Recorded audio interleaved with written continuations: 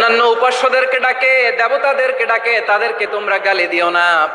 ওই সমস্ত দেবতাদেরকে যদি তোমরা গালি দাও তাহলে তারা আল্লাহকে গালি দিবে, ঠিক কিনা বলেন?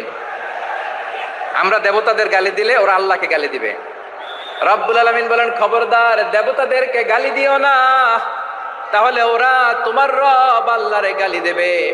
প্রতিটি জাতির জন্য তাদের কাজকে আমি আল্লাহ সুশোভিত করে রেখেছি, তারা সবাই একদিন আমার কাছেই ফিরে আসবে।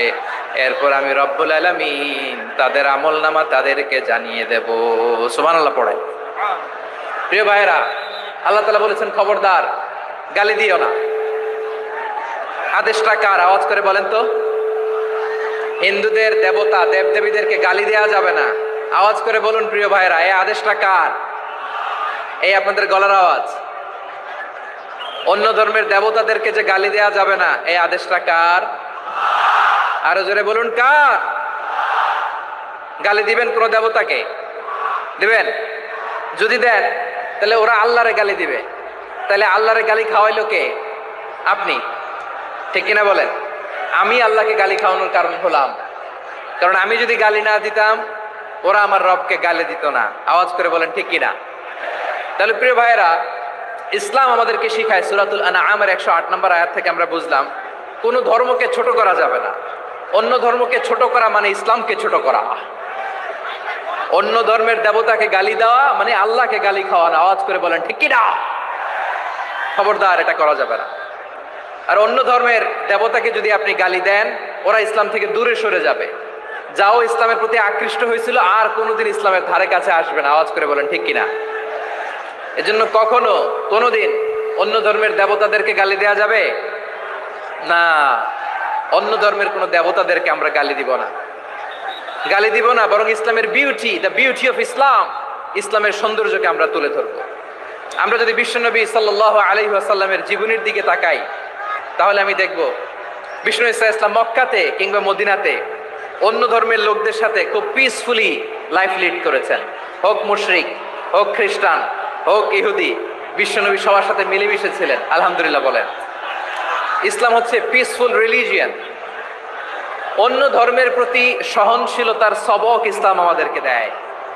কিন্তু প্রতিটি মুসলিমের এটা মনে রাখতে হবে, আল্লাহর কাছে পছন্দনীয় গ্রহণযোগ্য ধর্ম, জীবনাদর্শ একটি, সেটা হচ্ছে ইসলাম। আওয়াজ করে বলেন সেটা কি? লালমনিরহাটের ভাইয়েরা আওয়াজ করে বলুন, আল্লাহর কাছে মনোনীত ধর্ম একটি, সেটা কি? এজন্য রব্বুল আলামিন বলেন, ইন্নাদ-দীনা ইনদাল্লাহিল ইসলাম, আল্লাহর কাছে মনোনীত গ্রহণযোগ্য অ্যাকসেপ্টেড ধর্ম মতাদর্শ একটা, সেটা হলো ইসলাম। ইসলাম ছাড়া অন্য কোনো ধর্ম যদি কেউ তালাশ করে তার ওই ধর্ম আল্লাহ গ্রহণ করবে না। ওমাইয়াবতাগি গায়রাল ইসলামি দীনান ফালাই ইউকবালা মিন ওয়া হুয়া ফিল আখিরাতি মিনাল খাসিরিন।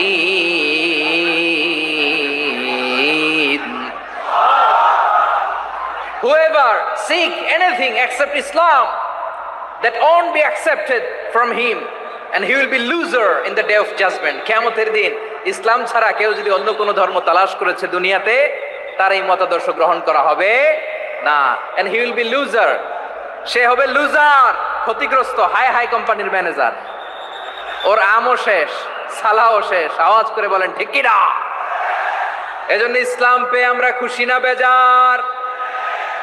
প্রত্যেক নামাজ শেষে আমরা আল্লাহরে বলি, আল্লাহ রাদিতু বিল্লাহি রাব্বা ওয়া বিল ইসলামি দীনা ওয়া বি মুহাম্মাদিন নাবিয়ান ওয়া রাসূলা।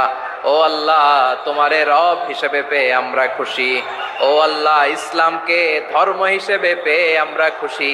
বিশ্বনবীকে আমাদের রাসূল পেয়ে আমরা খুশি। ঠিক কিনা বলে?